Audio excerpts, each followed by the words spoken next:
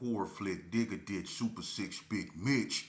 And I'm kicking in doors with those 3 O's. And I'm bringing 28 101s because we Vegas sons. You are 9 of metal lands. Yeah, this the metals, man. And you already know what time it is, right?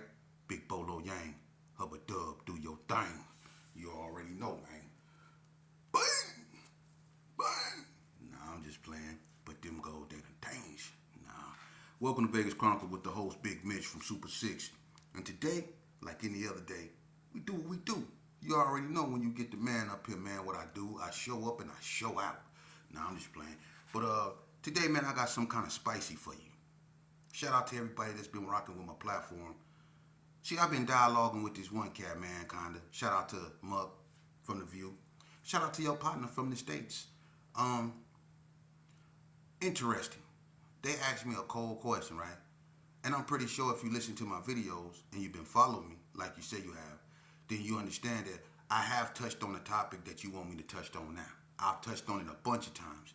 I've done videos concerning my ex-little homeboy, Lil Mike, and what happened to him.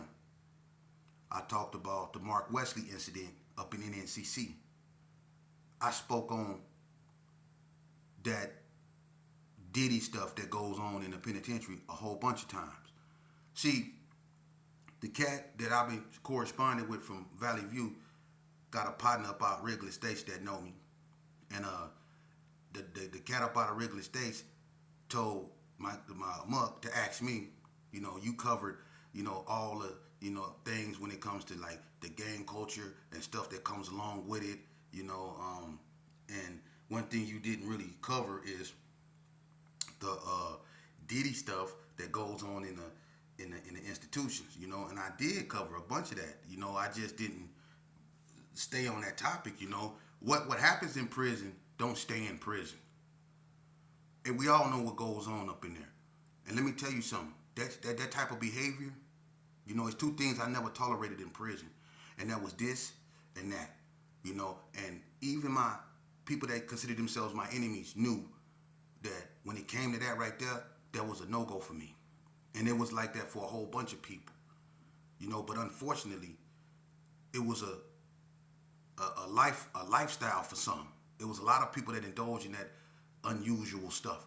You know what I mean? And it was sickening. And, it's serious. So when you talk about that, you got to understand what you're talking about, man.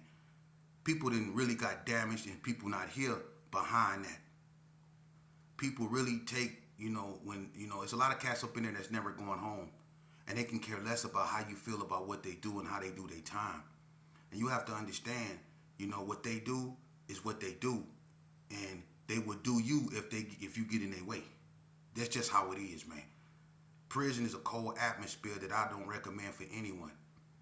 But unfortunately, some top stand-up dudes didn't succumb to that type of sick behavior.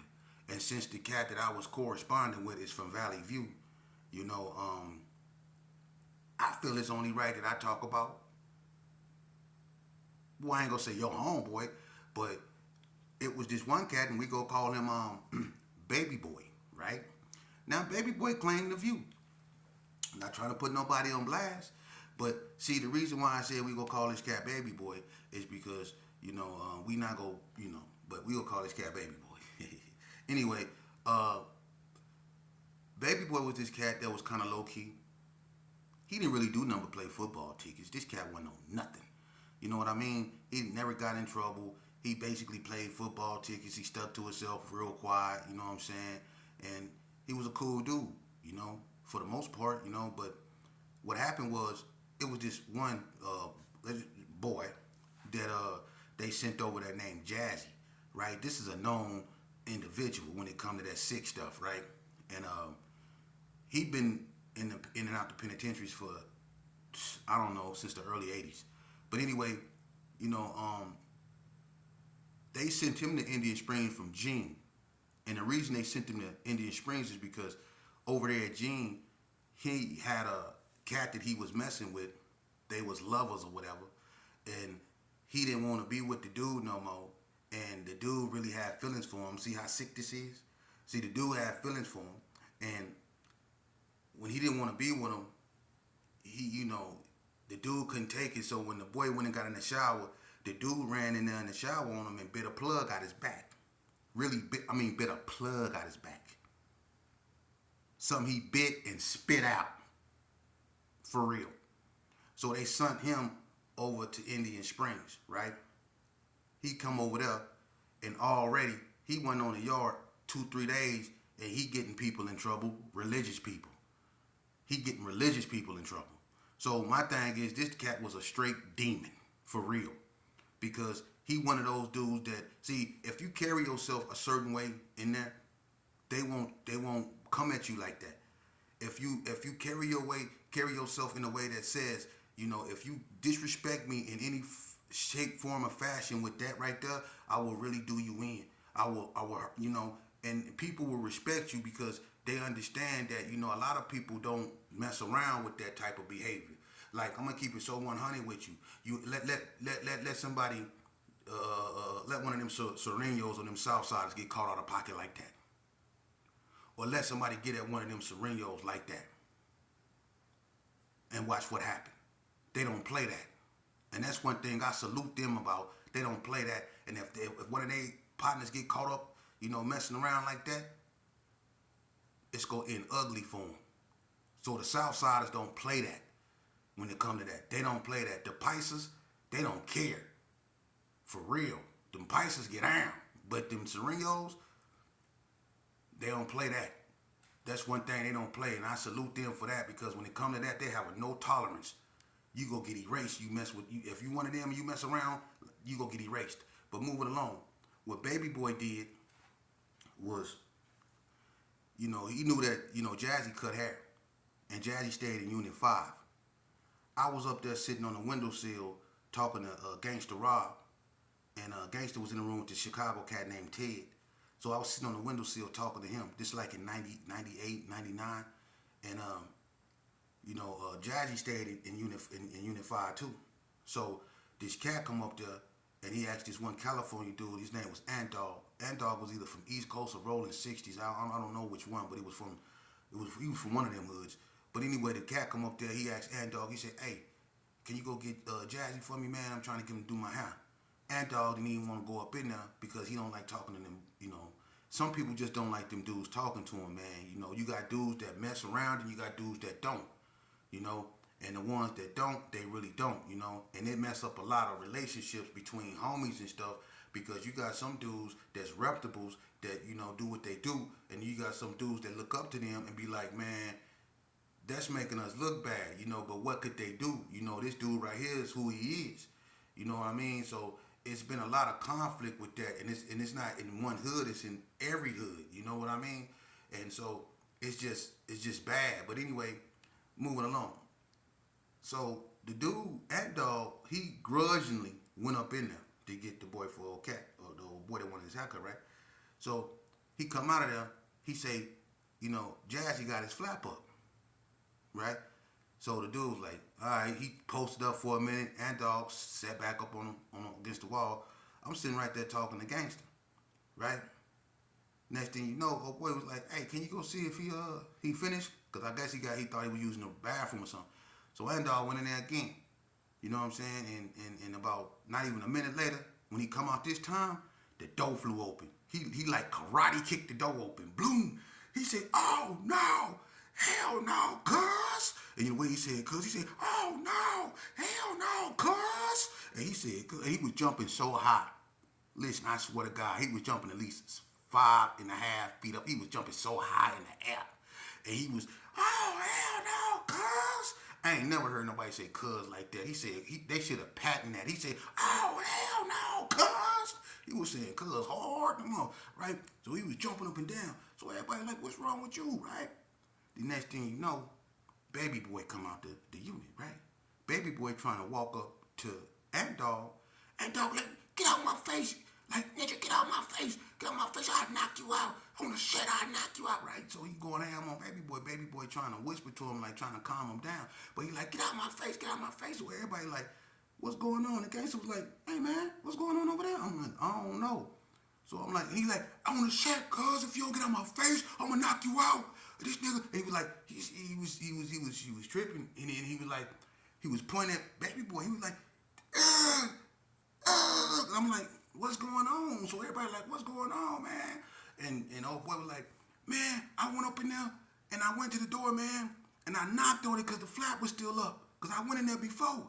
And when I knocked on the door, didn't nobody say nothing. So I kicked the door, and when I kicked the door, the flap came down. And when the flap came down, baby boy was behind the boy eating Skittles. On everything I love, on my mom, on my mama eating Skittles. He was tasting the rainbow.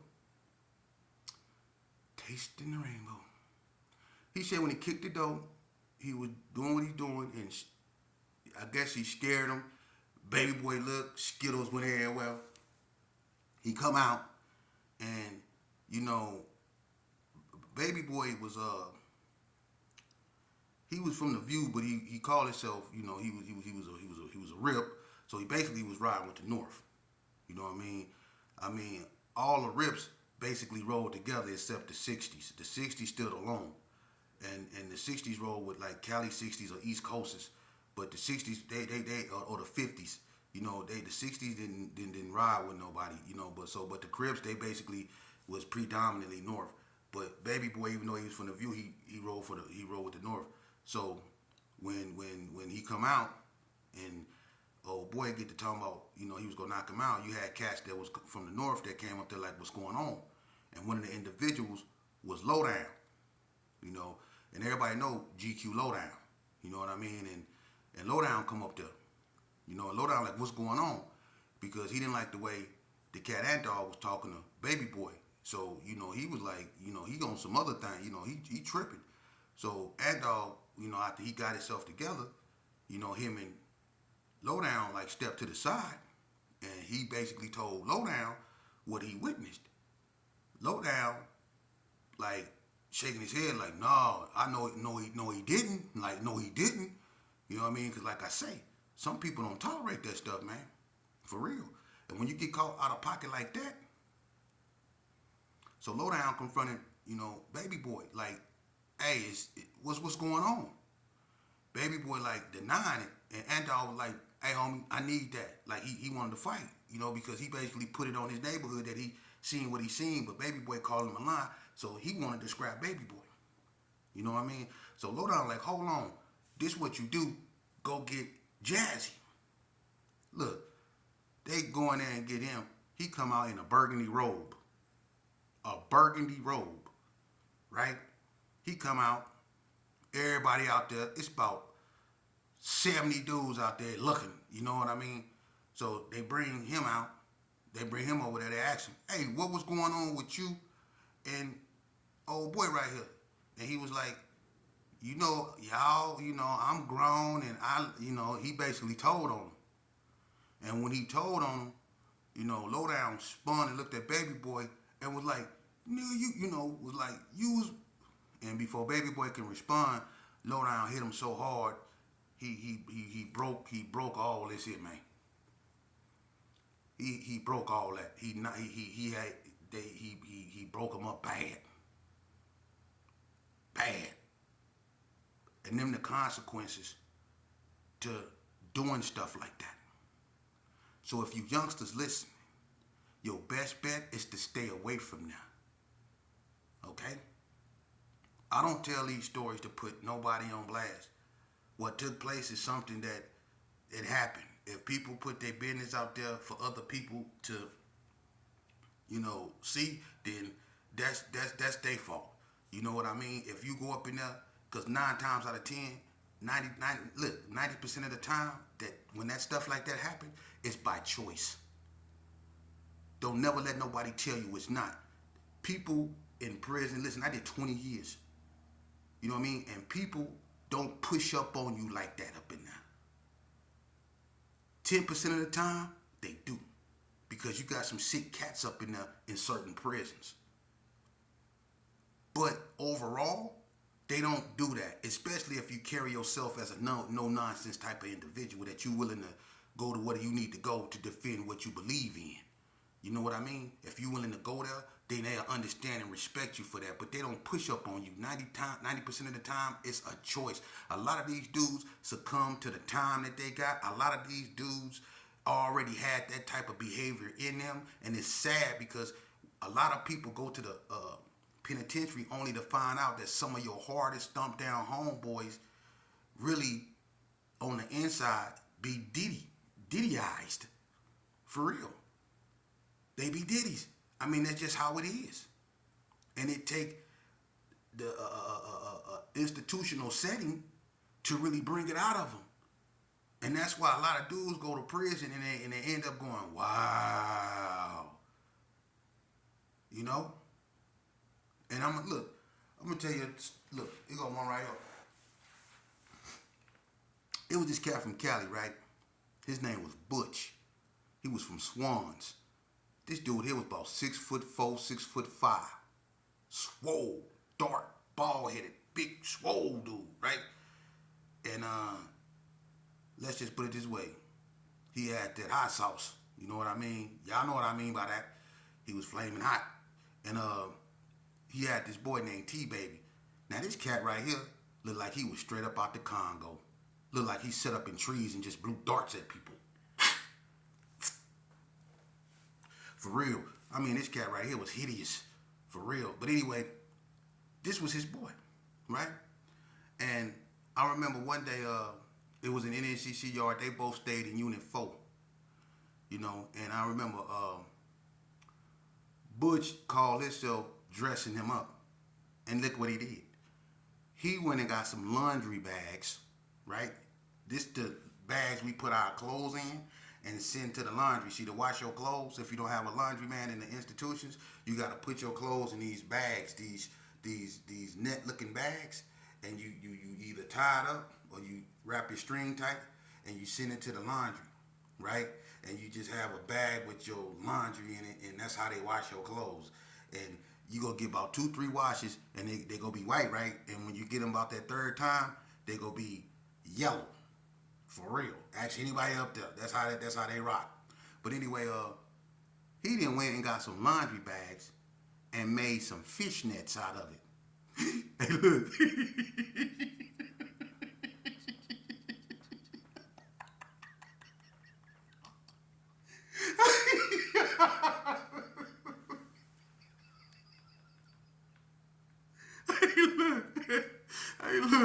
Hey, look. He had the boy walking around with some laundry bags on that he done made it to some fish nets, right?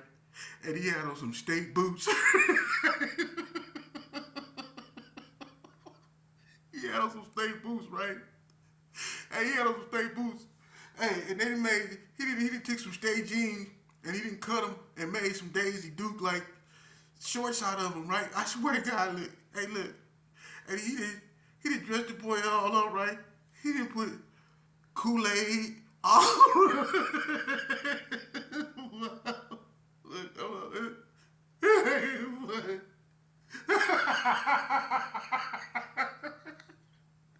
Hey.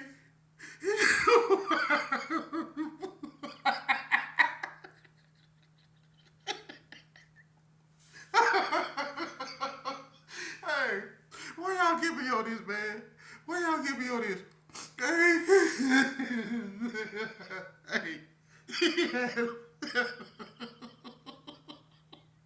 hey, look though. Hey, he had some laundry bags on, right? And some state boots. They cut some state jeans up and turned them into some Daisy Dukes, right? Had his little shirt on and had his hair hooked up, all that other stuff, right? Had the Kool-Aid around his mouth.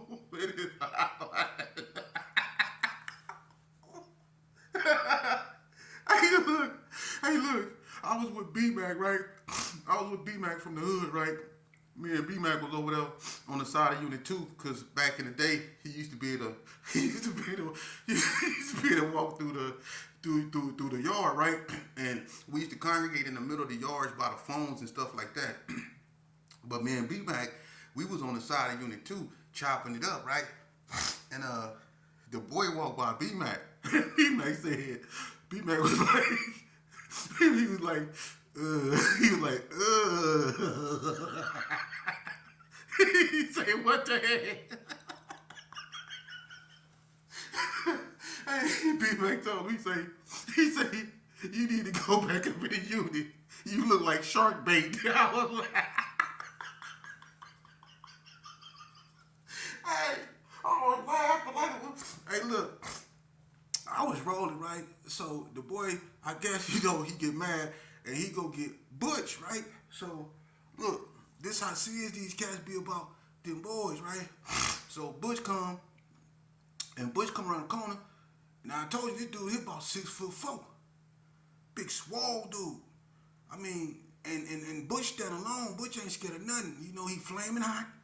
You know what I'm saying? He already, and ain't nobody trying to fight him. You know what I'm saying? And he trying to take all phase because he flaming hot. You know what I'm saying? His boy flaming hot. So what ended up happening is he confront B-Mac. He said, what you said, what you, and he actually said, what you say to my girl? he said that. He said, what you say to my girl, right? And B-Mac, you know how B-Mac was like, B-Mac was like, man, I ain't say nothing to your boy, right? And Butch, look, I'm gonna keep it real with you. Butch he slapped B-Mac, so look, he slapped the out of B-Mac, man. For real, he slapped the, I mean, it sounded like the tower shot the gun. He, BOW! It sounded like they, man, the only thing was missing was get down. Because it sounded like they bust that thing for real. He slapped him hard. But that's how it be, when it come to that and them, you know what I mean? And that's why I don't really, get into that, you know what I'm saying? And because honestly, don't nobody want to really listen and talk about that stuff like that. I'm not the type of person that's really into that, but I'm not going to deny that it don't go on, it's been going on, and it's just a part of prison culture that's going to probably forever be a part of prison culture. You know what I mean? So to avoid any of that, my advice to anyone that's listening to me is to stay away from situations that will lead to you going up in there. You know what I mean? It's messed up because, when you do stuff like that, not only are you putting your health at risk, but you also, it's been times in there, and I'm gonna be just so honest with you. When you talk about stuff, you have to keep it real. And, when I talk about anything, I'm gonna talk about the consequences always, and the consequences to that type of behavior is and I'm gonna tell you something, man. It's been youngsters that I knew that was good youngsters, man, that got in there, and like I say, a lot of them, either it's because they're older, homeboys or whatever, or people that they knew did it, and they were influenced by it, and they shouldn't be, but they were. But I knew good youngsters, man, that went in there and got caught up in that behavior and ended up catching something they couldn't get rid of. A true story. And that's the consequence to that type of behavior.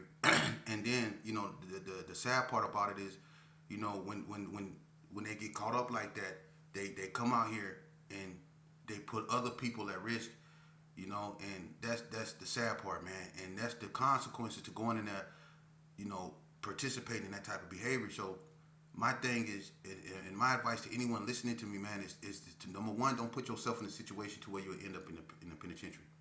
That alleviates all that. You know what I mean? And another thing, I don't want nobody to think that I use this platform as a means to start trouble, as a means to stir up a mess. I don't do that. You know what I mean? And and this is not a topic that I'm probably ever speak on again, because I don't want my platform to be about that. I like to focus on the things that have meaning to them. You know what I mean? And what's really unaliving our youth isn't what they're the behavior they're partaking in the institutions. A lot of the times, being in institutions save our children's lives. Unfortunately, it has to be that way. But a lot of times, it's best that some cats be institutionalized because it keeps him here. A lot of times, if a cat was still on the street, like if I felt that if I would have never went to prison, I probably wouldn't be here speaking to you. It's a lot of my friends that you know had multi prison stays, but never got caught up like I did, only to get caught up in the game and they under the grass now, you know.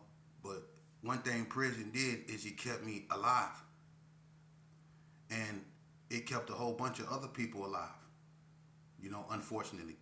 But and we didn't have to partake in unusual behaviors and stuff like that in prison, you know. But at the same time, man, what you have to understand, man, is that the only way to alleviate all that, man, is don't go in there, man. I mean, I don't want to focus on that because that's not what's sending mothers to funerals. What's sending mothers to funerals is the behavior that you see perpetrated out here on the streets. What we need to be focused on is Mentacide, And for those that don't know what Mentacide is a destructive way of thinking that leads to the pathological behavior you see displayed in our communities. That's what Mentacide is, and we have to address that, not what goes on between individuals in the penitentiary. I mean, prison stories has its place, but at the same time, when you speak on prison, I speak on prison as a point of failure, because to speak on prison as anything other than failure, you will be glorifying something. Because being in prison is, I'm gonna tell you, it's a mental form of being unalived. It is. And you can't do nothing when you want to. You can only do stuff when they tell you to. And you talk about funny stuff. Well, look, funny stuff is going to be a part of your reality, because before you get on a bus to go to another institution, guess what? You're going to be standing next to another man, and they're going to tell you to strip.